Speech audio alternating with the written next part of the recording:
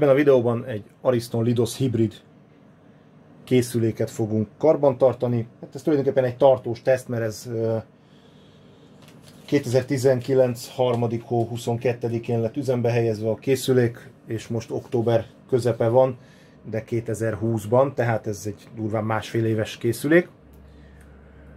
Egy éves karbantartása megtörtént, vízkötelenítést nem tartalmazott, mert a készülék 53 fokon hőszivattyús üzemmódban üzemelt, ami a maximális, vagy hőmérséklet tartománya a hőszivattyús üzemnek. Első feladat a készülék kikapcsolása. Ebben már 20 fokos víz volt csak, hiszen okosan nem engedtük fölfűteni, hogy nem meleg vizet kelljen a lefolyóba kiengedni a készülékből. Ezután áramtalanítom is, amint leállt a hőszivattyú. Addig viszont elkezdem lebontani a burkolatot.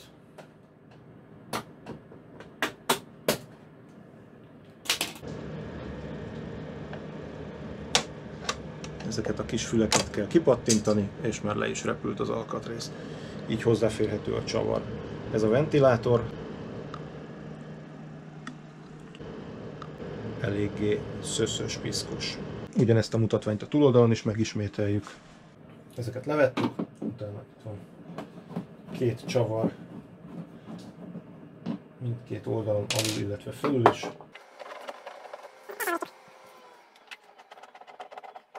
Közben, ha hallatszik, akkor jó, ha nem, akkor mondom, hogy leállt a hőszivattyú. És a ventilátor. Úgyhogy kihúzzuk a készüléket. Tehát ebben a másfél évben a készülék folyamatosan egy fogyasztásmérőn keresztül kapta az áramot. Így teljesen nyomon követhető, hogy mekkora fogyasztást produkált. A panel alját egy snitzerrel kipiszkálom. Eltávolítása után látszik, hogy két csavarral van itt is rögzítve a burkolat.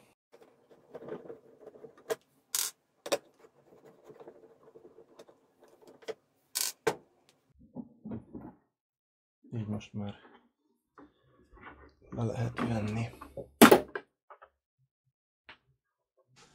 Hát így készülékünk.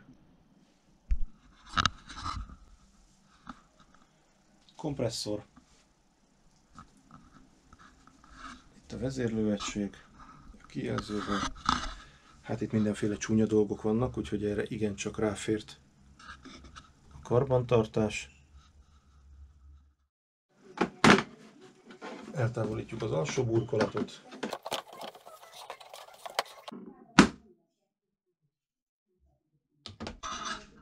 Egy ecset segítségével eltávolítjuk a lerakódott szennyeződéseket. A készüléket célszerű úgy felszerelni, ahogy a leírás is javasolja, hogy oldalt legyen 20-20 cm mellette. Ez, ha szembeállunk a készülékkel, a bal oldalon a ventilátor miatt ténylegesen szükséges, a jobb oldalon igazándiból a szerelés miatt. Jó, hát elsődlegesen ennyi. Ha nincs meg ennyi hely, akkor viszont nyilván egy marokcsavarhúzóval, vagy valami egyéb kis szerkezettel, mint például ez a racsnis csavarhúzó, ki lehet szedni. Ezeket az oldalpaneleket nem minden esetben kell leszedni, de nyilván, hogyha eltávolításra kerülnek, akkor könnyebb hozzáférni a készülék többi részéhez.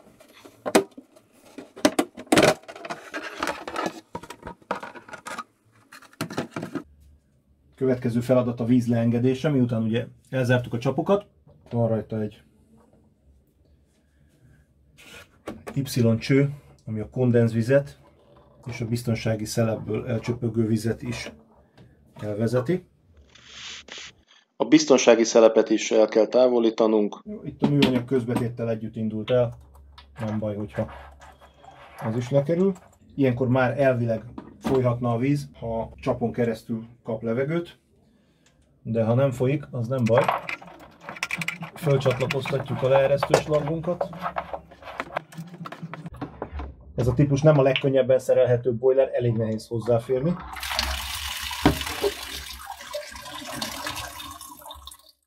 Valamennyi víz kifolyik belőle, és utána elindul fordított folyamat, a meleg oldalon szívja be a levegőt, ennek a szürcsögő hangját halljuk, és a hideg oldalon pedig folyik ki a víz, ami megy el a folyóba.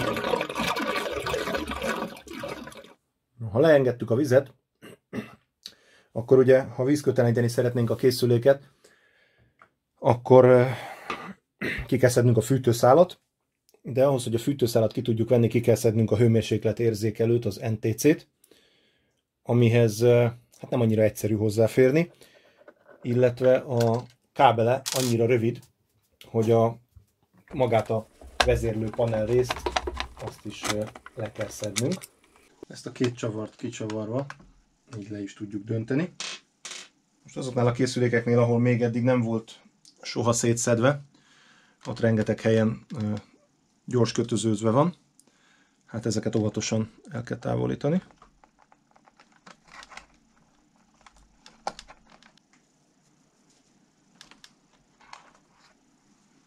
Itt a mi esetünkben ez a szürke és piros szalag kábel az NTC kábele.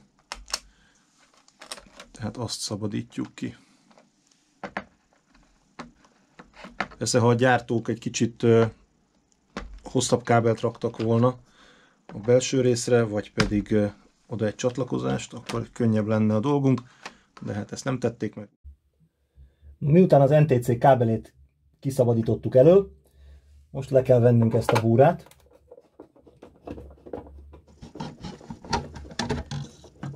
Egy csavar, és kibillentjük a helyéről. No, amikor ez megvan, és azt gondoljuk, hogy már hú de jó, akkor ismét találunk pár gyors kötözőt. A búrán belül találunk egy rajzot, ami a kötési pontokat mutatja, így ha szétszednénk és nem tudnánk mit, hogyan, vagy mit honnan szedtünk le, itt vissza lehet rakni ez alapján. Eltávolítjuk az NTC-t a tokcsőből. Lehúzzuk a fűtőszálvezetékeket. Hagyja magát. Kötjük ki.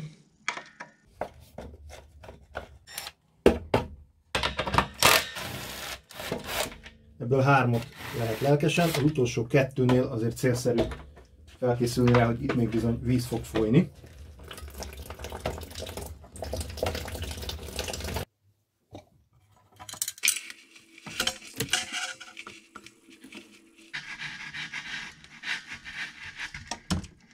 No, hát így néz ki, kiszedve a fűtőszál. Ez itt ez a hosszú tokcső, ez az NTC-nek a hüvelye, ez az anód, tulajdonképpen 100%-os. Ez a kis hajlított, ez a fűtőszál. A tövében látszik némi vízkőlerakódás. Ez a készülék, miután ugye hőszivattyús üzemmódban 53 fokos vizet tud előállítani, ez a másfél év alatt csak hőszivattyús üzemben üzemelt. Itt egy szép kis vízkővirág.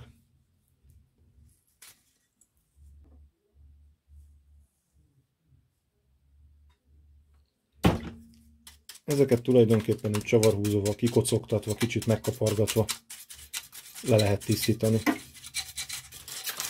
Komolyabb vegyszeres beavatkozást azt nem javaslok, egyrészt szerintem nincs értelme, másrészt itt zománcozott alkatrész van, ez a fűtőszál és a tokcső.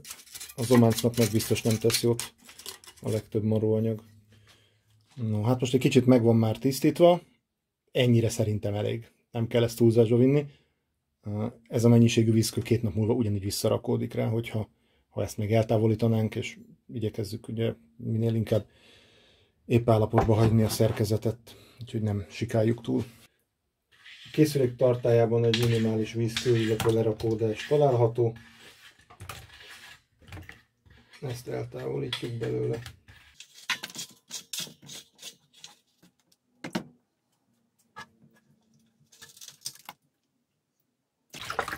Tömítése megegyezik az Ariston Wellisével.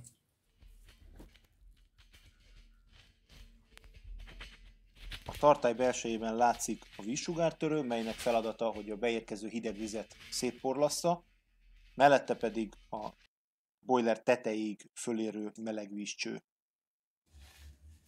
A csavarok nútjait papírgalacsinnal, sziloplaszttal ki szokás tömni, vagy pedig simán csak egy befőttes gumival összehúzatni őket, hogy az összeszerelés közben ne ugorjanak ki, mert sajnos erre hajlamosak.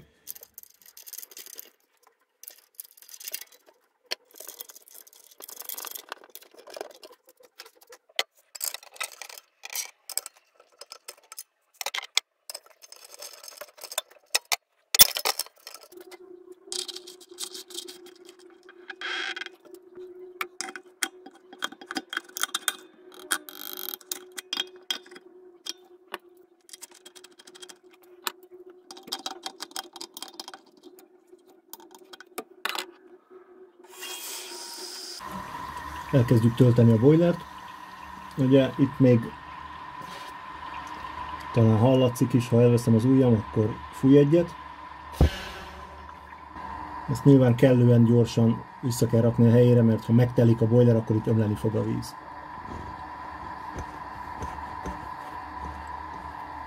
Ha viszont ezt felrakjuk, ne felejtsünk el kinyitni egy vízcsapot, hogy a levegő távozni tudjon a rendszerből. A teljes összeszerelés előtt célszerű megvárni, hogy felteljen a tartály. Így, ha véletlenül valami szivárgás van, akkor nem kell mindent visszabontani. Miközben a tartály töltődik vízzel, elkezdhetjük az NTC vezetéket visszafűzni a helyére, és csatlakoztatnunk kell a vezérlőpanelre, illetve ne felejtsünk el néhány gyors kötözőt is használni. Nagy szerencse, hogy a rengeteg csavar, amit beleraktak a készülékbe, legalább egymáshoz passzol, magyarul ugyanolyanok, úgyhogy nem kell arra koncentrálni, hogy melyiket honnan vettük ki.